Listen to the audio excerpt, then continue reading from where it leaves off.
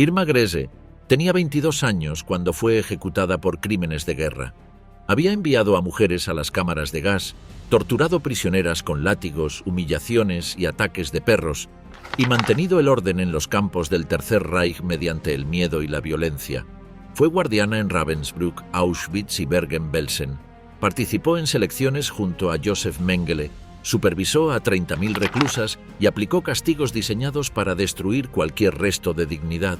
No era una psicópata aislada, era una joven común, formada desde la adolescencia en la ideología nazi, convertida en símbolo del sadismo institucionalizado. Su belleza desconcertaba, su crueldad aterraba, y su poder fue absoluto hasta el final. Cómo una adolescente tímida terminó convirtiéndose en una de las verdugas más temidas del Tercer Reich. La hija del Reich, nacimiento de un monstruo.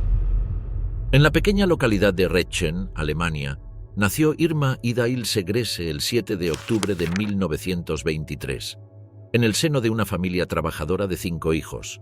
Su padre, Alfred, era un lechero conservador, mientras su madre, Berta, se dedicaba a las labores domésticas.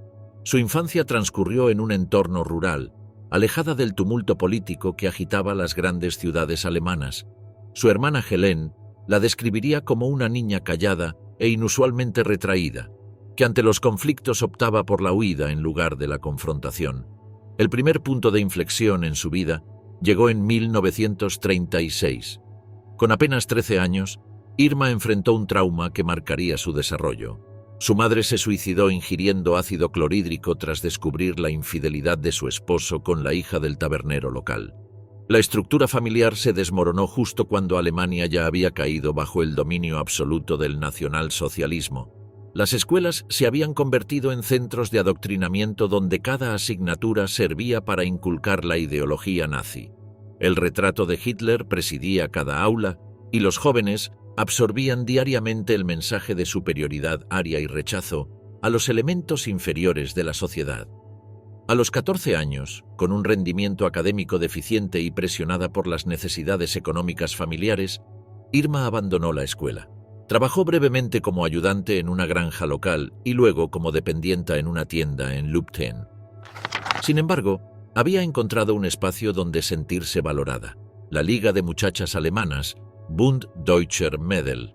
A pesar de la oposición frontal de su padre, quien rechazaba al régimen nazi, Irma comenzó a asistir clandestinamente a las reuniones de la BDM. En esta organización, la joven huérfana halló estructura, propósito y sentido de pertenencia.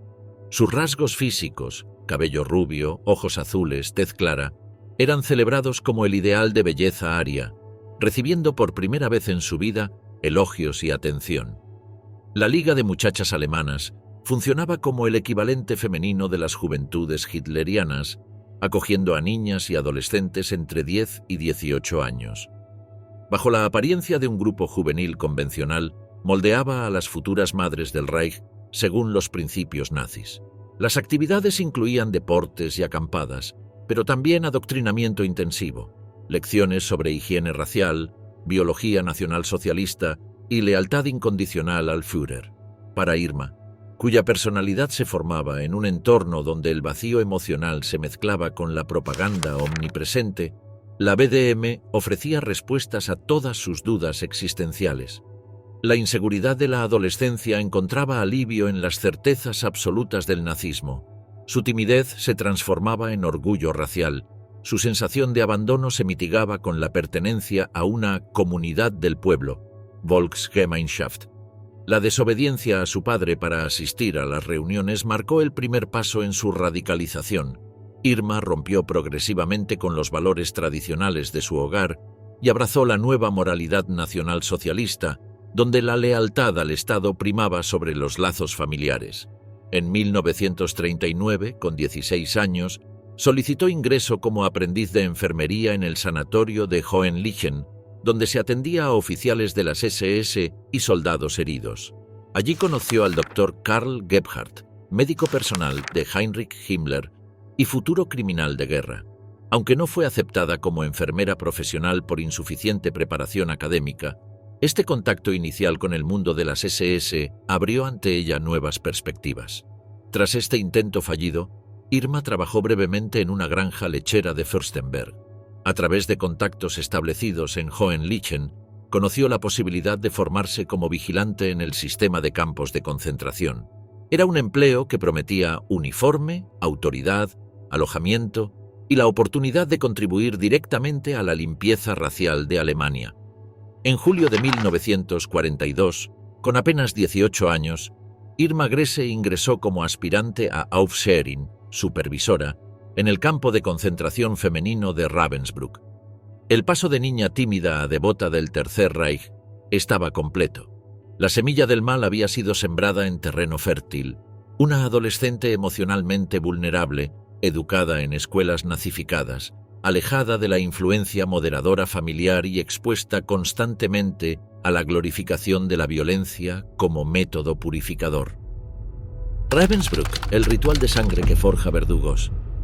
Entre los frondosos bosques de Mecklemburgo, a unos 90 kilómetros al norte de Berlín, se alzaba Ravensbrück, único campo de concentración diseñado específicamente para mujeres en el sistema nazi.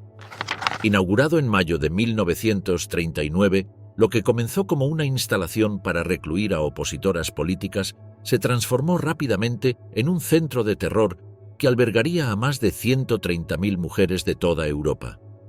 A su llegada en julio de 1942, Grese fue asignada al programa de entrenamiento para Aufseherinnen, guardianas. Las aspirantes residían en barracones separados del resto del campo y seguían un programa intensivo diseñado no solo para enseñarles procedimientos, sino para transformar su mentalidad. La formación comenzaba con un proceso de despersonalización. A las candidatas se les asignaban números, se les imponía una rígida disciplina militar y se les inculcaba la idea fundamental del sistema concentracionario. Las prisioneras no eran seres humanos, sino enemigos del Reich. Esta deshumanización sistemática constituía el primer paso para convertir a jóvenes alemanas en instrumentos del terror estatal.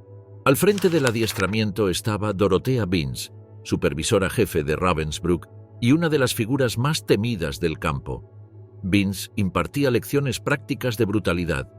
Enseñaba a las nuevas reclutas cómo aplicar castigos, cómo mantener la distancia emocional con las prisioneras y cómo imponer autoridad mediante la violencia. Su método pedagógico era simple. Premiaba la crueldad y castigaba cualquier muestra de empatía. Durante uno de sus primeros días, Grese cometió un error imperdonable según los estándares del lugar. Se disculpó con una prisionera tras chocar accidentalmente con ella en el patio de formación. La reacción de Binz fue inmediata y severa. Frente a sus compañeras, Irma fue reprendida duramente y obligada a permanecer de pie durante horas bajo la lluvia. El mensaje quedó grabado. En Ravensbrück, la compasión era debilidad. La lección cayó hondo. A partir de ese momento, Grese se esforzó por demostrar su dureza. Observaba meticulosamente a Binz, estudiaba sus gestos, su forma de caminar entre las prisioneras, su mirada gélida. Comenzó a imitar su comportamiento. La admiración que desarrolló por esta mentora sádica fue evidente para quienes las veían juntas. Entre ambas se estableció una dinámica de aprendizaje donde Binz representaba el modelo a seguir y Grese, la alumna aventajada. El entrenamiento formal duraba solo unas semanas, pero la verdadera formación ocurría en la práctica diaria. Las guardianas en formación acompañaban a las veteranas en sus rondas, observando cómo manejaban diferentes situaciones. Aprendían a reprimir cualquier acto de solidaridad entre prisioneras. El objetivo era mantener a la población reclusa en estado permanente de temor e indefensión. Tras completar el periodo inicial, Irma recibió su primer instrumento de poder, un látigo corto de cuero trenzado. Esta herramienta, más simbólica que práctica, representaba su autoridad para castigar. Al principio lo usaba con cierta vacilación, pero pronto desarrolló un estilo propio. Golpeaba a las prisioneras por infracciones menores, una mirada sostenida, un paso fuera de la fila, un momento de descanso no autorizado. Cada golpe reforzaba su posición jerárquica y silenciaba cualquier resto de conciencia moral. El ambiente del campo funcionaba como catalizador de esta transformación. Ravensbrück operaba bajo un régimen de terror calculado, donde el hambre, el frío, las enfermedades y el trabajo extenuante debilitaban a las reclusas. Las guardianas presenciaban diariamente el sufrimiento, la degradación y la muerte. Esta exposición constante al dolor ajeno producía un efecto anestésico. Lo aberrante se normalizaba. Más allá de las tareas oficiales, Ravensbrück fomentaba una cultura institucional donde las guardianas competían por demostrar eficiencia y dureza. Se organizaban castigos colectivos en los que todas debían participar, desde formaciones prolongadas bajo la lluvia hasta golpizas sistemáticas a prisioneras designadas como ejemplo. La negativa a participar podía interpretarse como falta de compromiso ideológico. El adoctrinamiento continuaba también en momentos de ocio. Las guardianas asistían a conferencias ideológicas, proyecciones de películas propagandísticas y celebraciones del partido. Se les alentaba a formar relaciones con oficiales de las SS, creando así una red de lealtades personales que reforzaba su adhesión al sistema. Entre sus tareas en Ravensbrück estaba la supervisión de los comandos de trabajo, grupos de prisioneras asignadas a labores específicas dentro y fuera del campo. Grese vigilaba a mujeres que trabajaban en talleres textiles produciendo uniformes para el ejército alemán. Las condiciones eran inhumanas, jornadas de 12 horas, sin descansos, con cuotas de producción imposibles. Su función era mantener el ritmo de trabajo mediante la intimidación constante. Aprendió también a manejar perros de guardia, pastores alemanes entrenados para atacar a prisioneras que intentaran escapar. Los ejercicios incluían liberar a los animales contra objetivos designados, generalmente reclusas castigadas por faltas menores. Esta habilidad, que perfeccionaría después en Auschwitz, consolidó su reputación como figura temida. El punto culminante de su formación en Ravensbrück llegó cuando fue asignada a presenciar una ejecución en el muro del campo. 2 prisioneras polacas habían intentado escapar y fueron recapturadas. Como parte de su instrucción avanzada, Grese debía observar el procedimiento completo. No apartó la mirada cuando los disparos resonaron. No mostró reacción alguna ante los cuerpos desplomados. Simplemente tomó notas para su informe. Aquel vacío emocional marcó un antes y un después. A finales de 1942, apenas 6 meses después de su llegada, Irma había completado su transformación básica. Su eficiencia, frialdad y disposición a obedecer cualquier orden la distinguieron entre sus compañeras. Cuando las autoridades de las SS solicitaron guardianas experimentadas para reforzar el personal del complejo Auschwitz-Birkenau, su nombre apareció en la lista de candidatas recomendadas. Antes de partir hacia Polonia, Grese realizó una última visita a su hogar familiar. Llegó vestida con su uniforme negro, el emblema de las SS en el cuello, como declaración silenciosa de su nueva identidad. Su padre, al verla convertida en representante del régimen que despreciaba, la abofeteó y le ordenó no volver jamás. Fue la ruptura definitiva con su vida anterior. En marzo de 1943, a sus 19 años, Irma Grese fue transferida a Auschwitz-Birkenau, el epicentro del genocidio judío. Ravensbrück había cumplido su función, transformarla de civil a victimaria. La reina del infierno, Auschwitz bajo su látigo. En marzo de 1943, bajo un cielo plomizo de la Polonia ocupada, Irma Grese descendió del tren en la estación de Auschwitz. A sus 19 años, esta joven llegaba al mayor centro de exterminio jamás construido. El complejo de Auschwitz-Birkenau, con sus alambradas eléctricas, torretas de vigilancia y chimeneas humeantes día y noche, representaba la industrialización perfecta del genocidio. El contraste entre su apariencia angelical y la brutalidad que desplegaría pronto en este escenario macabro le valdría apodos que la perseguirían hasta la tumba: la bella bestia, el ángel rubio de la muerte, la hiena de Auschwitz. Ninguna otra guardiana del sistema concentracionario nazi alcanzaría tal notoriedad ni dejaría una huella tan profunda en la memoria de los supervivientes. Al llegar, fue asignada inicialmente al campo femenino de Birkenau, Auschwitz II, un sector en expansión constante debido a las deportaciones masivas de judíos de toda Europa.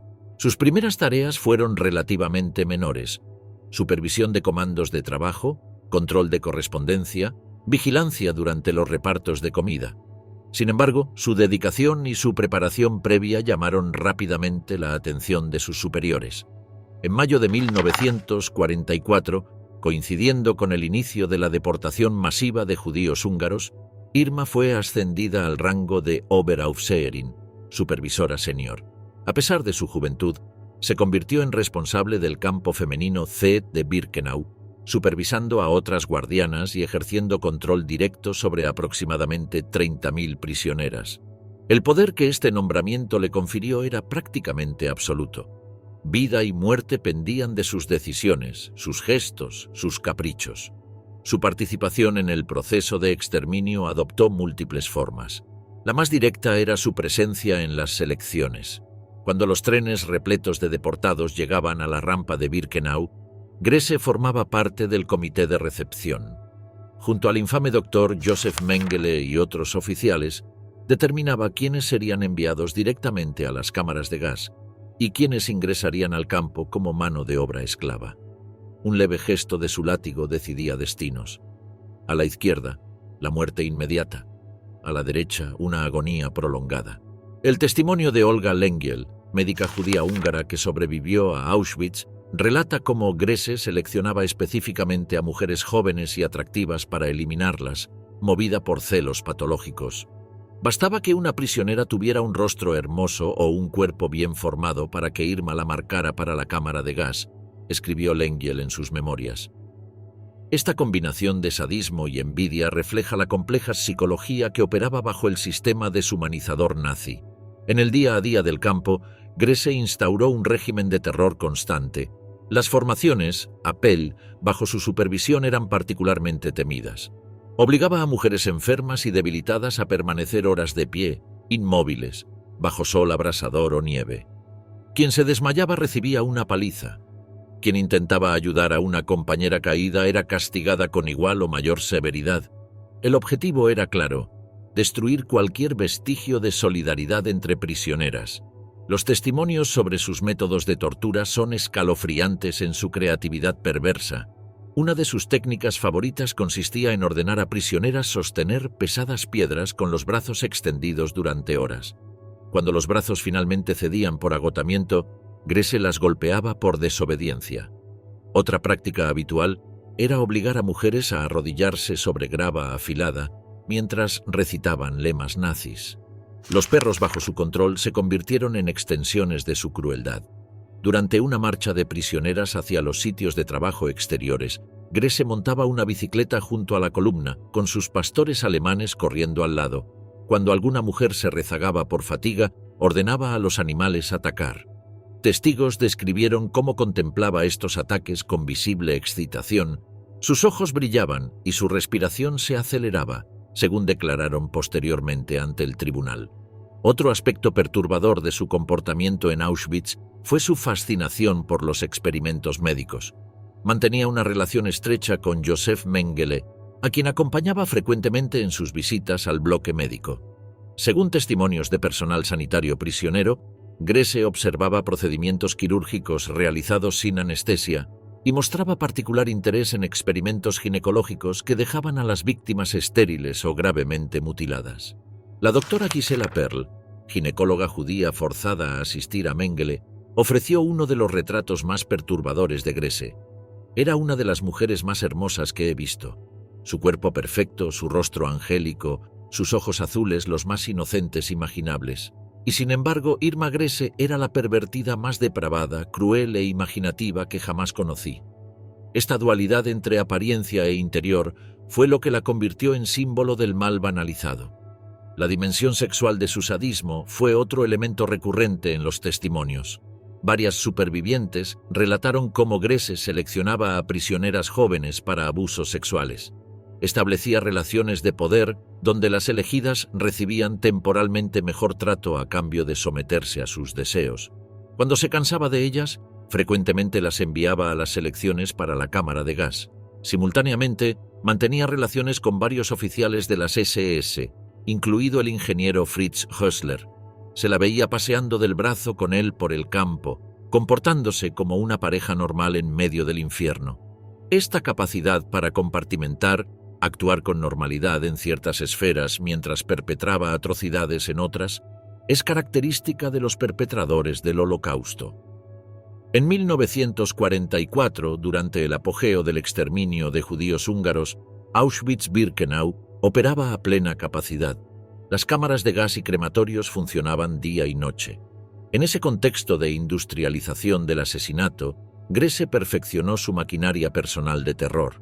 Su presencia en el campo era tan temida que bastaba el sonido de sus botas sobre la grava para provocar pánico colectivo. Cuando ella entraba al barracón, recordó una superviviente checa, se hacía un silencio absoluto. Nadie respiraba. Sabíamos que alguien no saldría viva. Esta capacidad para inspirar terror con su mera presencia es característica de quienes han interiorizado completamente un sistema de dominación.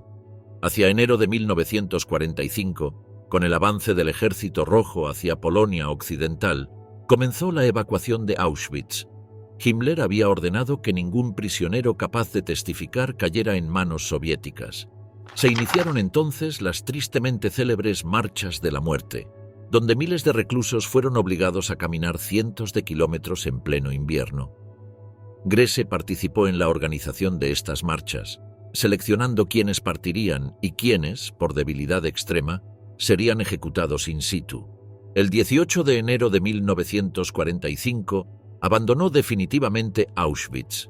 Su destino inicial fue Ravensbrück, donde permaneció brevemente antes de ser trasladada a Bergen-Belsen. Dejaba tras de sí un legado de terror, sangre y perversión que la haría inolvidable para las sobrevivientes. El último trono del mal, Irma Grese en Bergen-Belsen. En los primeros meses de 1945, cuando las fuerzas aliadas avanzaban inexorablemente hacia el corazón del Tercer Reich, Irma Grese, con apenas 21 años, encontró su destino final dentro del sistema concentracionario nazi, Bergen-Belsen. Este campo, situado en la Baja Sajonia alemana, se convertiría en el último escenario de su carrera como instrumento del terror estatal, y también en el lugar donde finalmente sería capturada por las tropas británicas. La evacuación de Auschwitz había comenzado el 18 de enero de 1945 ante el avance imparable del Ejército Rojo, con órdenes estrictas de Heinrich Himmler de que ningún prisionero capaz de testimoniar debía caer en manos soviéticas. Las SS organizaron las tristemente célebres Marchas de la Muerte.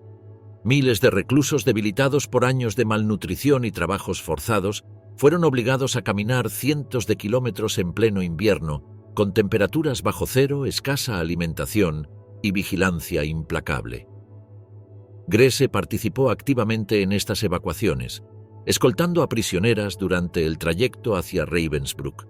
Los testigos sobrevivientes describieron su comportamiento durante estas marchas como implacable. Golpeaba a quienes se rezagaban, ordenaba disparar a las que caían por agotamiento y mantenía el mismo nivel de crueldad que había desarrollado en Auschwitz. Tras una breve estancia en Ravensbrück, Irma fue transferida en marzo de 1945 a Bergen-Belsen. Este campo presentaba una realidad distinta a los anteriores.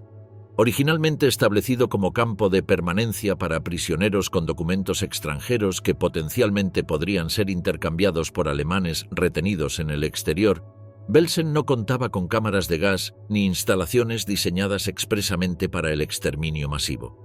Sin embargo, en los últimos meses de guerra, se había convertido en el destino final de evacuaciones procedentes de campos orientales, provocando un colapso absoluto de sus infraestructuras. A su llegada, Grese encontró un escenario apocalíptico. Diseñado para albergar unos 10.000 reclusos, Bergen-Belsen acogía ahora a más de 60.000 personas hacinadas en barracones sin capacidad suficiente. Las raciones alimentarias eran prácticamente inexistentes. El sistema sanitario había colapsado por completo. Los cadáveres se acumulaban por miles, sin posibilidad de enterrarlos. Las epidemias de tifus, disentería y tuberculosis se propagaban sin control en un ambiente donde los prisioneros dormían apiñados entre vivos y muertos. Esta descomposición estructural, lejos de suavizar la actitud de Grese, pareció intensificar su sadismo. Testigos que sobrevivieron a Bergen-Belsen relataron cómo, incluso en aquel caos, mantenía su apariencia impecable, su uniforme inmaculado, sus botas relucientes, creando un contraste grotesco con la miseria circundante. A pesar del evidente colapso del Reich, Irma continuó aplicando castigos brutales hasta el último momento. Obligaba a mujeres agonizantes a permanecer de pie durante horas. Golpeaba a prisioneras por infracciones mínimas como recoger cáscaras de patata del suelo. Organizaba ejercicios punitivos donde reclusas esqueléticas debían hacer sentadillas o saltos hasta desplomarse por agotamiento. No existía ya propósito práctico en estas torturas, eran la expresión pura del sadismo institucionalizado. Un testimonio particularmente estremecedor proviene de una sobreviviente húngara que describió cómo, días antes de la liberación, Grese ordenó a dos hermanas separarse durante una selección. Cuando intentaron permanecer juntas, golpeó sus cabezas una contra otra repetidamente hasta que ambas cayeron inconscientes. Josef Kramer, comandante de Bergen-Belsen, apodado la Bestia de Belsen, había sido superior de Grese en Auschwitz. Juntos establecieron un régimen donde la muerte por inanición, enfermedad y violencia directa alcanzó proporciones inimaginables. En las últimas semanas de marzo y principios de abril de 1945, la situación en Bergen-Belsen se deterioró hasta un punto imposible de describir con palabras. Los muertos se contaban por miles cada día. No había comida, agua potable ni medicamentos. Los barracones estaban tan atestados que muchos prisioneros dormían a la intemperie, sobre el barro mezclado con excrementos humanos. El olor a descomposición era perceptible a kilómetros de distancia. A diferencia de otros campos que fueron evacuados ante la llegada de tropas aliadas, Bergen-Belsen no podía ser desalojado. La mayoría de sus reclusos estaban demasiado débiles para marchar. Además, el tifus y otras enfermedades contagiosas hacían impensable trasladarlos. Muchos guardias huyeron, desertando para salvar sus vidas. Irma Grese, sin embargo, permaneció. Mientras otros buscaban esconderse, cambiarse de ropa civil o fabricar identidades falsas, ella mantuvo su posición junto a Kramer. Esta decisión ha sido interpretada de diversas maneras. Algunos la consideran muestra de su fanatismo ideológico hasta el final. Otros sugieren que, dada su juventud y género, creyó que recibiría un trato indulgente de los británicos. El 13 de abril de 1945, con las fuerzas británicas a pocos kilómetros, se produjo un acontecimiento inesperado. A través de intermediarios, Josef Kramer estableció contacto con los mandos británicos proponiendo un acuerdo de no agresión. Alegando el peligro de propagación de epidemias si se bombardeaba el campo, ofreció entregarlo intacto. Los británicos aceptaron. 2 días después, el 15 de abril, unidades de la 11ª División Acorazada Británica entraron en Bergen-Belsen. Lo que encontraron superó sus peores pesadillas. Más de 13.000 cadáveres insepultos yacían por todo el campo. Otros 60.000 prisioneros, en diversos estados de demacración, vagaban como espectros o yacían moribundos. El brigadier Glyn Hughes, oficial médico que participó en la liberación, lo describió como el lugar más horrible que he visto en mi vida. La BBC y otros medios internacionales documentaron meticulosamente este horror.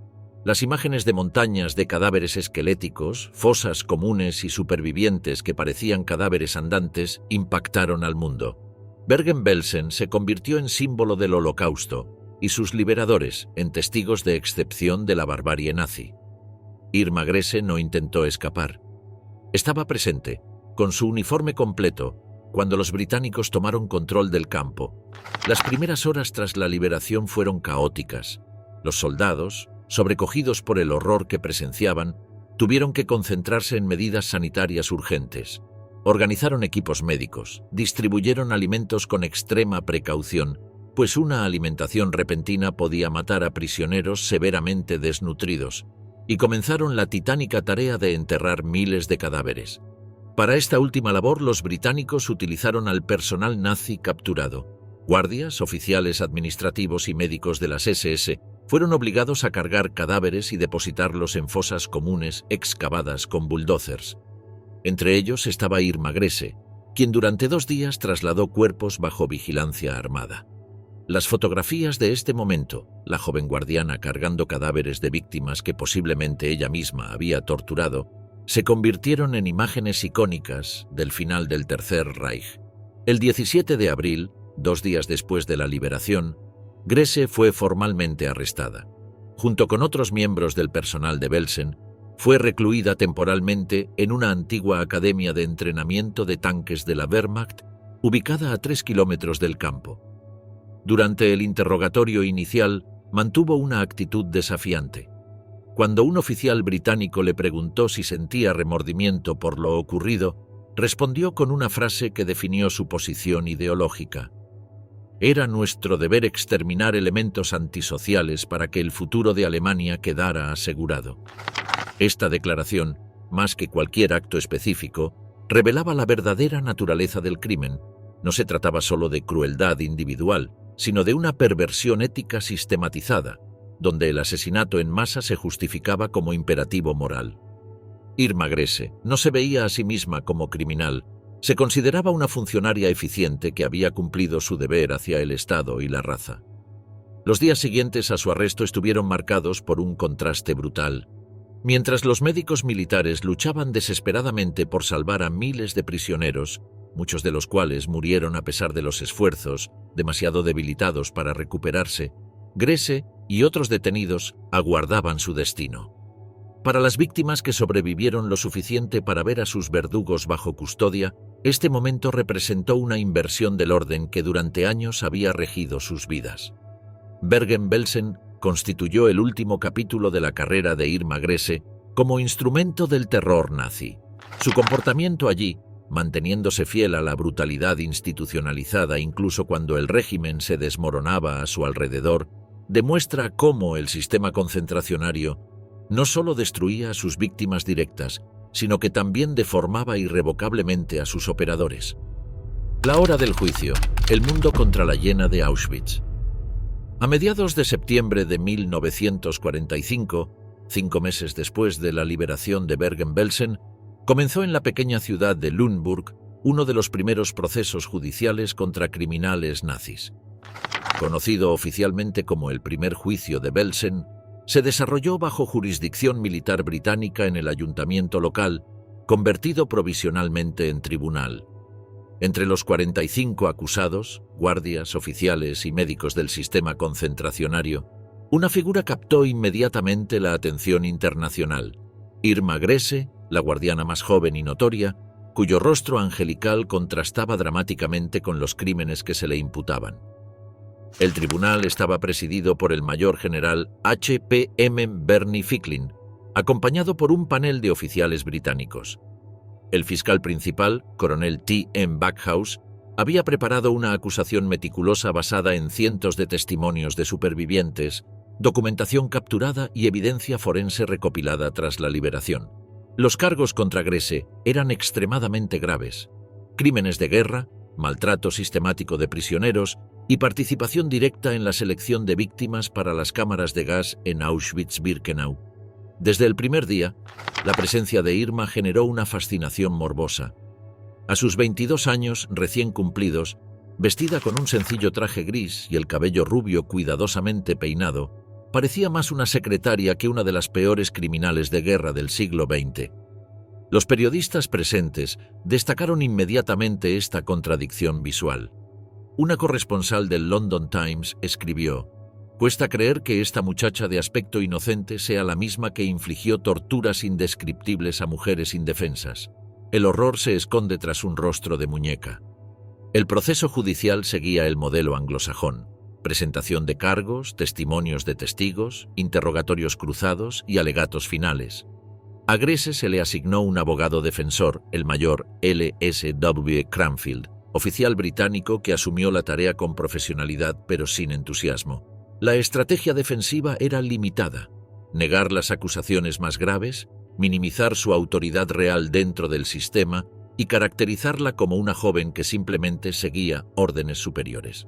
Durante su declaración inicial, Irma ofreció una versión aséptica de su biografía.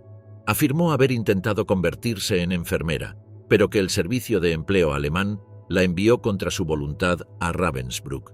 Negó haber solicitado voluntariamente trabajo en los campos o haber mostrado entusiasmo ideológico. Describió sus funciones como puramente administrativas y supervisoras, sin vinculación directa con la violencia extrema que se le atribuía.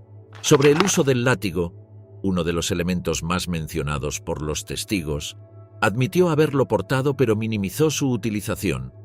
Era un látigo muy ligero y aunque golpeara a alguien con él, apenas dolería.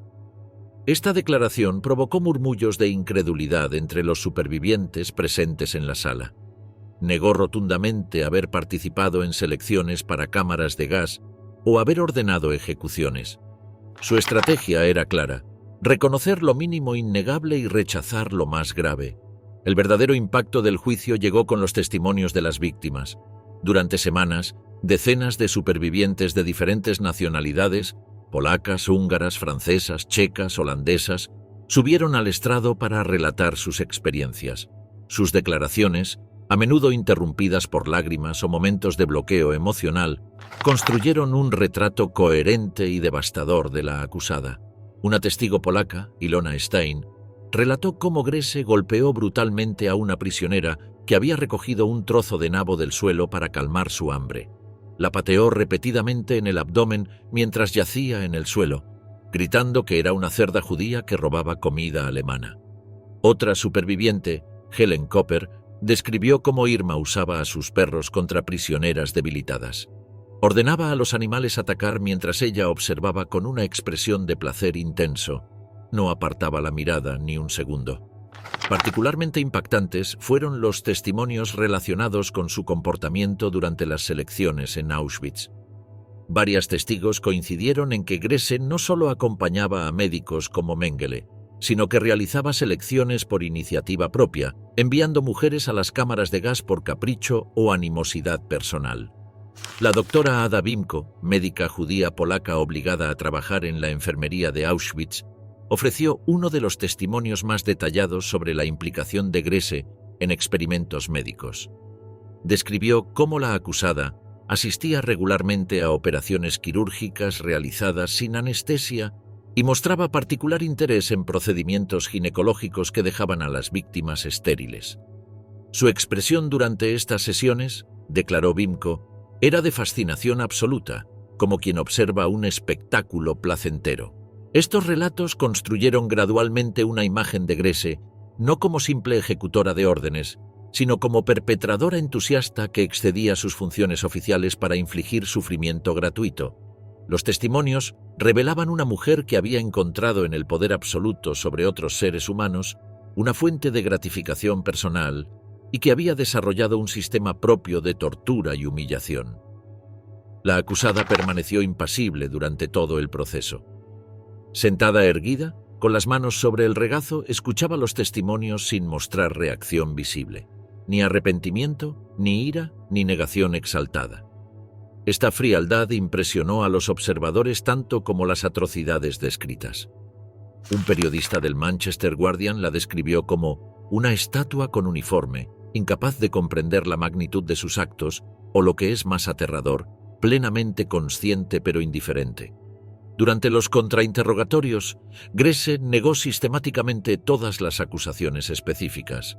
A cada testimonio respondía con variaciones de «no recuerdo ese incidente» o «eso nunca ocurrió».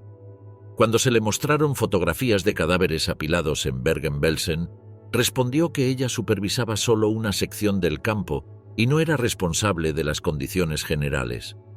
Su defensa se basaba en la fragmentación de responsabilidad característica del sistema nazi, donde cada perpetrador podía refugiarse en la limitación formal de sus funciones. El fiscal Backhaus atacó esta estrategia durante su interrogatorio. ¿Está usted diciendo, Fräulein Grese, que todas estas personas de diferentes países, que no se conocían entre sí, que han prestado juramento ante este tribunal, han inventado los mismos detalles sobre su conducta? ¿Cree que es una coincidencia que todas la describan usando el mismo látigo, los mismos perros y aplicando los mismos castigos? Su respuesta fue reveladora de la mentalidad desarrollada en el sistema concentracionario. Estas personas son enemigas del Reich, mienten para vengarse. Esta frase, más que cualquier testimonio, mostraba cómo la deshumanización de las víctimas permanecía intacta en su mente, meses después de la caída del régimen nazi. El contraste entre su juventud y la monstruosidad de los actos descritos generó un debate paralelo al proceso judicial. Los psiquiatras designados por el tribunal la examinaron y no encontraron signos de enfermedad mental. Irma Grese no era una psicópata en el sentido clínico. Era producto de un sistema ideológico que había normalizado el genocidio como política de Estado. Este diagnóstico resultaba más perturbador que la idea de una mente individual desequilibrada.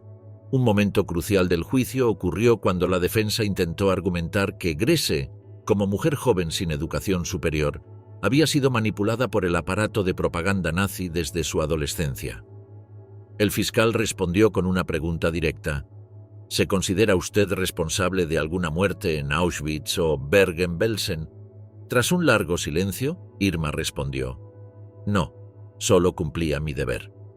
Esta respuesta encapsuló la llamada banalidad del mal, que Hannah Arendt describiría años después: la capacidad de personas ordinarias para cometer atrocidades extraordinarias cuando éstas se presentan como funciones burocráticas dentro de un sistema moralmente invertido. Grese no se percibía como criminal, sino como funcionaria eficiente en un sistema que había redefinido la moral desde sus cimientos. Mientras el juicio avanzaba, la vida en el tribunal adquiría rutinas propias. Durante los recesos, Irma charlaba tranquilamente con otras acusadas, leía revistas o arreglaba su cabello. Esta normalidad en medio de relatos de horror extremo resultaba más inquietante para los observadores que una reacción emocional visible. El juez Bernie Ficklin comentó en privado que nunca había visto a una acusada tan joven con tal control sobre sus emociones. El 17 de noviembre de 1945, tras 54 días de proceso, el tribunal emitió su veredicto. De los 45 acusados, 30 fueron declarados culpables de crímenes de guerra. 11 recibieron sentencia de muerte, incluida Irma Grese. Fue la única mujer joven condenada a morir en la horca por los británicos en el siglo XX, junto con Elisabeth Volkenrath y Johanna Bormann, también guardianas de campos de concentración. Al escuchar la sentencia, Grese no mostró reacción visible. No hubo lágrimas, protestas ni desmayos. Simplemente inclinó levemente la cabeza en señal de comprensión. Cuando el juez le preguntó si tenía algo que decir, respondió con voz clara: «No tengo nada que añadir». La imagen de aquella joven rubia de 22 años, condenada a morir por crímenes contra la humanidad, recorrió los periódicos del mundo. Para muchos, representaba el enigma moral del Tercer Reich. Cómo una nación culturalmente avanzada había convertido a jóvenes comunes en instrumentos de un genocidio industrial. Su rostro sereno se convirtió en símbolo involuntario de una generación deformada por el totalitarismo. Hamelin, el día que la hiena colgó del patíbulo. En la madrugada del 13 de diciembre de 1945, la prisión de Hamelin en la Baja Sajonia alemana despertaba con actividad inusual. Bajo ocupación británica desde el final de la guerra, este antiguo reformatorio juvenil se había convertido en centro de reclusión para criminales de guerra nazis. Aquella mañana fría, los preparativos para una serie de ejecuciones estaban en marcha. Entre los condenados que aguardaban su destino final estaba Irma Grese, de 22 años, la guardiana más joven y notoria del sistema concentracionario. Desde su condena a muerte el 17 de noviembre, Grese había permanecido en una celda aislada de la prisión. Durante estas semanas de espera, su comportamiento desconcertó a los guardias británicos. No mostró signos de colapso emocional ni suplicó clemencia, como habían hecho otros condenados. Por el contrario, mantuvo una rutina meticulosa. Se levantaba temprano, se arreglaba el cabello con esmero y pasaba horas leyendo o contemplando las paredes en silencio. Por las noches, según informes del personal penitenciario, cantaba canciones de las juventudes hitlerianas en voz baja. El verdugo designado para las ejecuciones era Albert Pierrepoint, ejecutor oficial de la corona británica. Pierrepoint había adquirido reputación de profesional meticuloso que buscaba minimizar el sufrimiento mediante una técnica impecable. Para cada condenado, calculaba científicamente la longitud exacta de la cuerda y la distancia de caída necesaria para causar muerte instantánea por fractura cervical, basándose en peso, altura y complexión física. Días antes, Pierrepoint había visitado Hamelin para tomar estas medidas. Con cinta métrica en mano, registró que Irma Grese medía 1,65 metros y pesaba aproximadamente 50 kilos. Con estos datos, determinó que requeriría una caída de 2,32 metros para garantizar muerte inmediata. Anotó estos cálculos en su libro de registros, junto a los de otros 10 condenados que serían ejecutados secuencialmente aquel día. Las ejecuciones fueron organizadas con precisión militar. Las mujeres serían ahorcadas individualmente, mientras que los hombres lo serían en parejas, en otra horca con doble trampilla. El orden se estableció alfabéticamente. Elisabeth Volkenrath fue la primera mujer conducida al patíbulo. Irma Grese sería la segunda. A las 9:23 de la mañana, tras la ejecución de Volkenrath, los ayudantes de Pierrepoint se dirigieron a la celda de Grese. El oficial a cargo pronunció su nombre, Irma Grese. Según el protocolo, sus manos fueron atadas a la espalda con una correa de cuero. Se le permitió vestir su propia ropa, un vestido sencillo oscuro, medias y zapatos planos. No llevaba joyas ni distintivos, excepto un pequeño prendedor plateado que le fue retirado. El corredor que conducía del bloque de celdas a la cámara de ejecución medía aproximadamente 15 metros. Testigos presentes describieron que Grese caminó con paso firme, sin necesidad de apoyo. Su rostro, según el informe oficial, permanecía compuesto y carente de expresión visible. No miró a los guardias ni habló durante el trayecto. Al entrar en la cámara de ejecución, una habitación rectangular con paredes encaladas, iluminada por luces desnudas, Irma observó brevemente el entorno. El patíbulo consistía en una plataforma elevada con una trampilla en el centro, sobre la cual colgaba la soga preparada. Presentes como testigos oficiales estaban el médico de la prisión, el gobernador, el capellán militar y varios oficiales británicos. El silencio era absoluto. Pierrepoint, vestido formalmente con traje oscuro y corbata, la condujo hasta la marca de tiza dibujada sobre la trampilla. Grese se posicionó sin resistencia. Mientras el verdugo colocaba la capucha blanca sobre su cabeza, ella pronunció su única y última palabra, schnell, rápido. Esta expresión final ha sido interpretada de diversas maneras. Algunos la consideran una muestra de valentía estoica, otros un último intento de controlar su destino. También podría reflejar el deseo de acabar rápidamente con un momento insoportable de vulnerabilidad para alguien habituado a ejercer poder absoluto sobre otros. A las 9:34 exactamente, Pierrepoint accionó la palanca. La trampilla se abrió con un estruendo seco. El cuerpo de Irma Grese cayó la distancia calculada. La muerte, según certificó posteriormente el médico, fue instantánea por fractura cervical entre la segunda y tercera vértebras. El protocolo británico exigía que el cuerpo permaneciera colgado durante 20 minutos antes de ser descolgado. Durante este tiempo, el doctor monitoreó el pulso hasta confirmar el fallecimiento. A las 9:54, el cadáver fue bajado y colocado en un simple ataúd de madera sin inscripciones. El certificado oficial de defunción registró Irma Ida Ilse Grese, fallecida por ahorcamiento legal el 13 de diciembre de 1945 a las 9:34 horas. Causa de la muerte, lesión medular por fractura cervical. Albert Pierrepoint, quien a lo largo de su carrera ejecutó a casi 500 personas, incluyendo numerosos criminales de guerra nazis, dejó constancia escrita de este momento. En sus memorias, publicadas décadas después, dedicó un breve párrafo a Grese. Era joven y físicamente hermosa. Subió al patíbulo sin ayuda y miró a los presentes sin temor visible. No mostró arrepentimiento. Murió instantáneamente. La ejecución de Irma Grese no fue un acontecimiento aislado. Formaba parte de un proceso más amplio de justicia transicional tras la caída del Tercer Reich.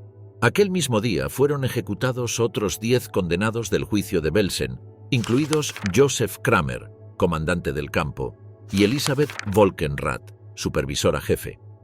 Estas ejecuciones representaban la aplicación práctica del principio establecido en Nuremberg.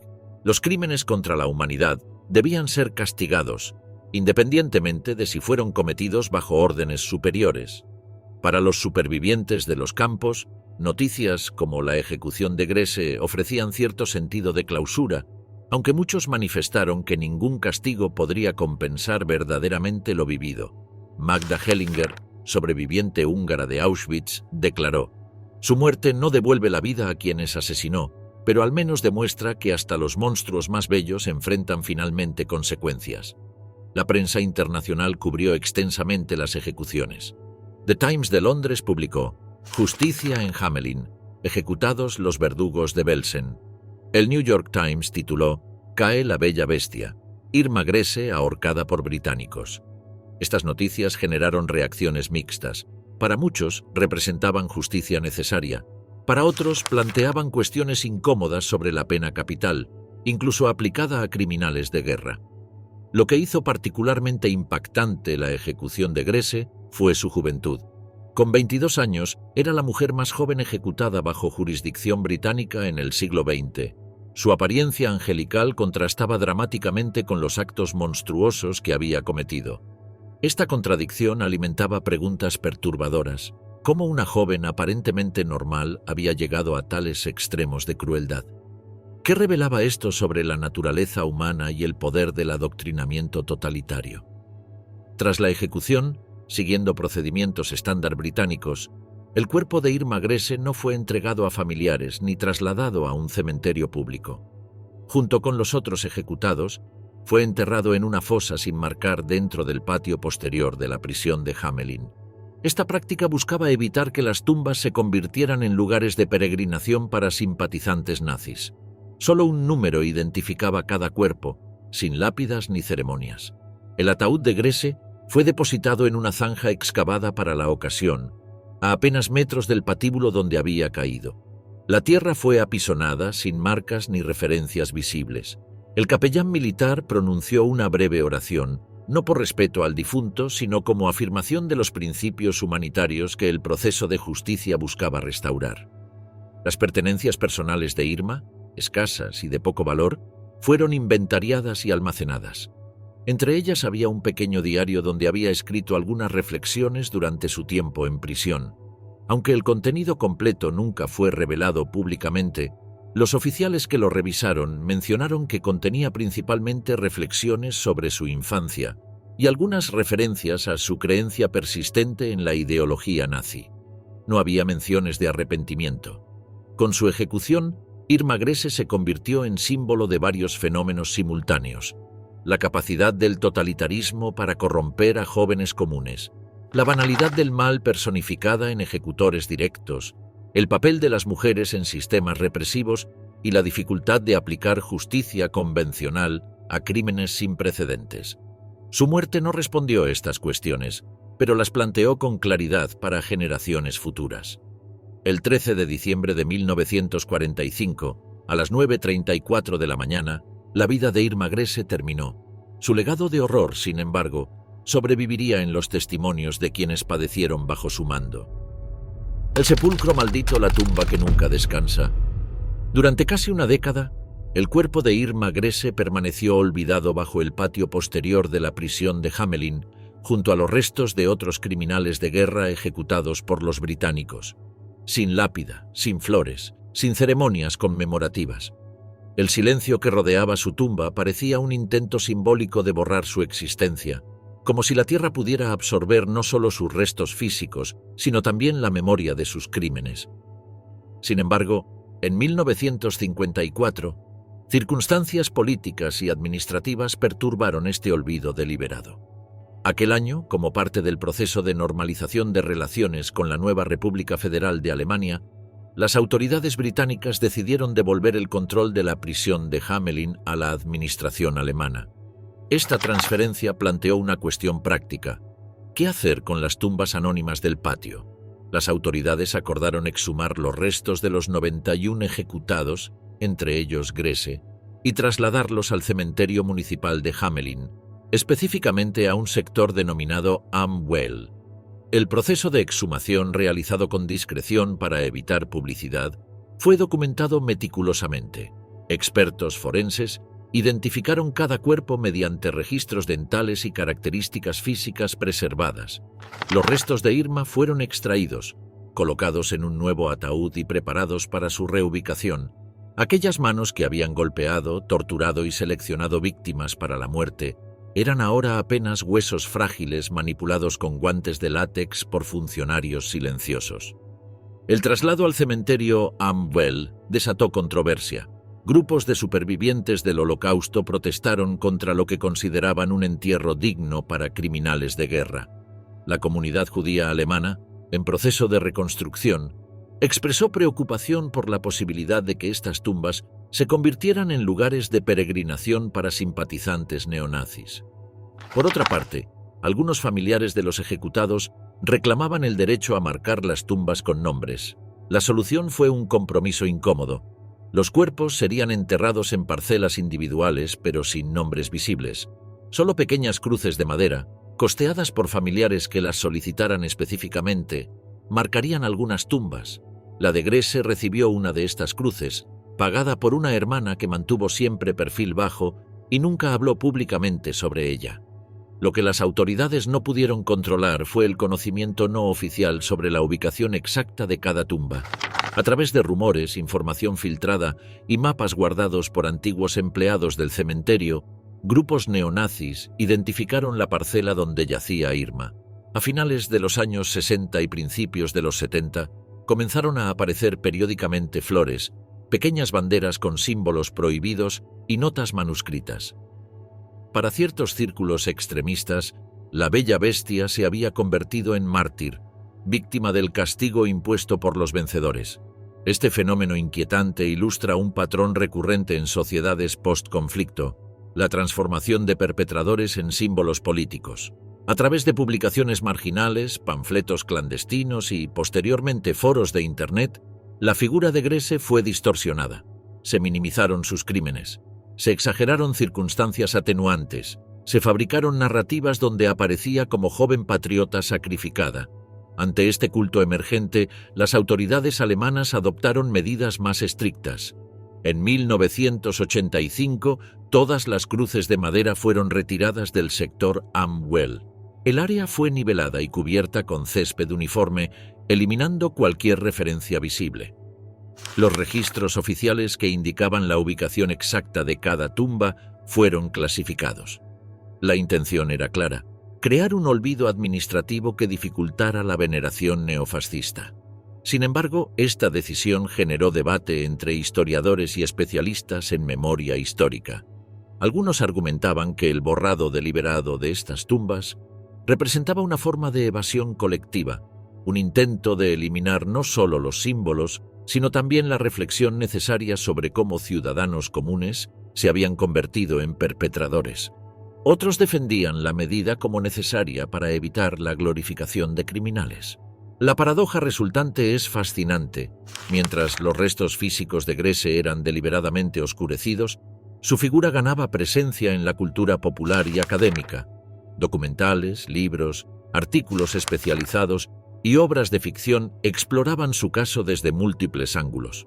Para muchos, ella encarnaba preguntas perturbadoras sobre la naturaleza humana. ¿Cómo una joven aparentemente normal se transformó en torturadora sádica? ¿Fue producto de circunstancias excepcionales o revelación de potenciales oscuros presentes en cualquiera? La figura de Irma Grese ha sido analizada desde diversas perspectivas teóricas.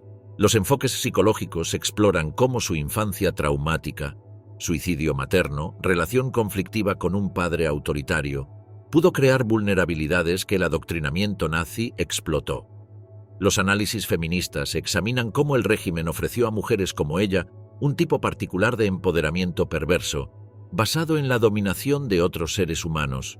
Los estudios sobre totalitarismo la presentan como caso paradigmático de cómo sistemas ideológicos pueden reconfigurar completamente la brújula moral de individuos.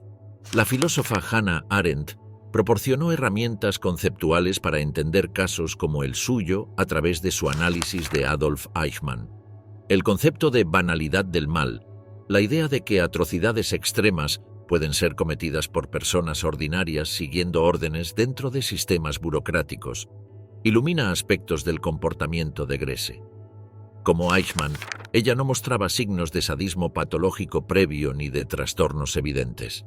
Su maldad surgió y se desarrolló dentro del ecosistema concentracionario. El psicólogo Philip Zimbardo, conocido por el experimento de la prisión de Stanford, utilizaría casos como el de Grese para desarrollar su teoría sobre el efecto Lucifer, cómo situaciones de poder absoluto transforman el comportamiento humano. Según esta perspectiva, no fueron rasgos individuales excepcionales, sino las circunstancias estructurales del sistema nazi las que convirtieron a una joven común en torturadora. En 1995, cuando se cumplieron 50 años de su ejecución, surgió una propuesta polémica: trasladar los restos de los criminales de guerra nazis a un lugar no identificado, posiblemente al mar.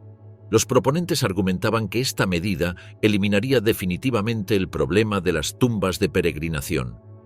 Los opositores consideraban que constituiría una forma de revisionismo histórico, un intento de borrar no solo los cuerpos, sino la evidencia física de los juicios que habían establecido su culpabilidad. Finalmente, la propuesta fue rechazada, pero el debate reveló cómo, décadas después, la cuestión seguía abierta.